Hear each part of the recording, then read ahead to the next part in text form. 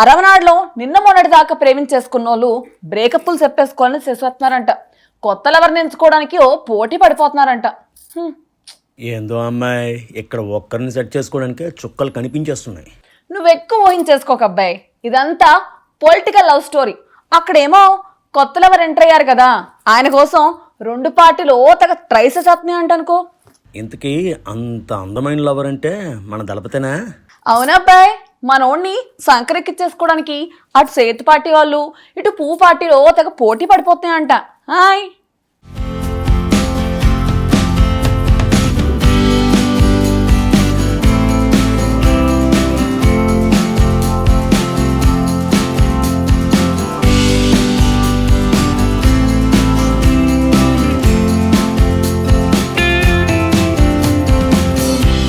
Politics లో మన south India route separate.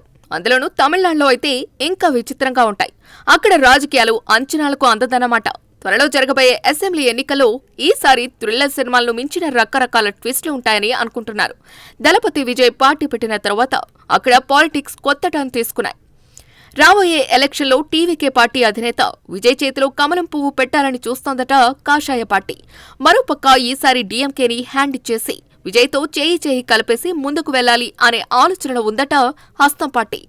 ఇదంతా చూస్తుంటే ప్రస్తుతానికైతే అరవనాట రాజకీయాలు విజయ్ చుట్టే తిరుగుతున్నట్టుగా ఉందని అంటున్నారు.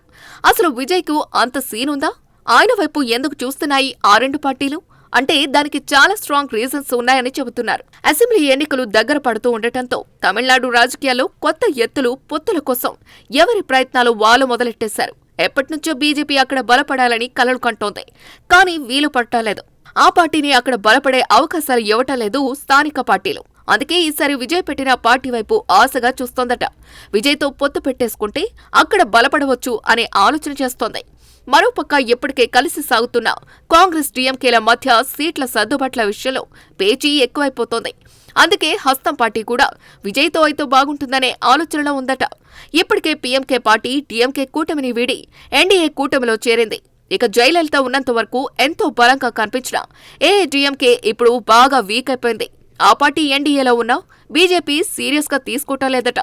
ఈ మధ్య తమిళనాడు వెళ్లిన అమిత్ షా కూడా సొంత పార్టీ నేతలను కలిసి చర్చలు జరిపి తిరిగి ఢిల్లీ వెళ్లిపోయారే తప్ప ఏఐడీఎంకే నేతలను కలవలేదు. పీఎంకే పార్టీ కూటమిలో చేరటంతో ఏఐడీఎంకే నేత పళనిస్వామి ఢిల్లీ వెళ్లి అమిత్ షాను కలవాలనుకున్నారట. ఇప్పటి వరకు అరవనాట డీఎంకే, అన్నా డీఎంకేలే ప్రధాన పార్టీలుగా ఉన్నాయి. వాటిని తట్టుకుని నిలవటం ఏ పార్టీలకు సాధ్యం కావటం లేదు. విజయ్ ఎంట్రీతో మాత్రం కొంతవరకు సీన్ మారిందంటున్నారు. దాంతో జాతీయ పార్టీలైన బీజేపీ, కాంగ్రెస్ కూడా విజయ్ వైపే చూడటం ఇప్పుడు ఇంట్రెస్టింగ్ గా మారింది. తమిళనాడులో చాలా సంవత్సరాల నుంచి అరవనాట పాగా వేయాలని చూస్తోంది కమలదళం. మరోపక్క తన ఉనికి కాపాడుకోవాలని చూస్తోంది హస్తం పార్టీ.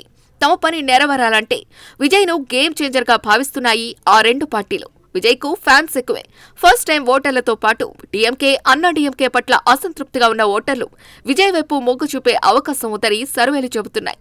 టీవీకే పార్టీకి 20% పైగా ఓట్ షేర్ వచ్చే అవకాశం ఉందని లెక్కలేస్తున్నాయి. అదే నిజమైతే తమకున్న ఓట్ షేర్తో కలిసి విజయం సాధించవచ్చని బీజేపీ, కాంగ్రెస్లు ఆశపడుతున్నాయట. మరి ఎన్నికల ముందు ఇంకెలాంటి ట్విస్టులు ఉంటాయో చూడాలి.